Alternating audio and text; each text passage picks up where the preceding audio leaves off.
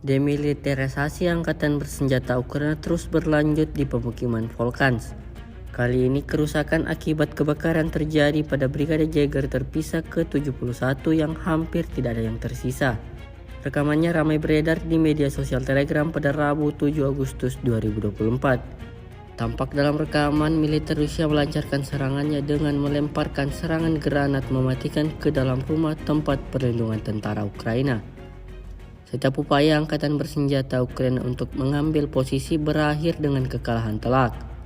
Menjadi semakin sulit bagi militer Ukraina untuk mempertahankan posisi mereka, dan tidak bagi siapapun secara khusus. Militer Rusia memastikan serangannya ini membuat tentara Ukraina dapatkan kerugian besar.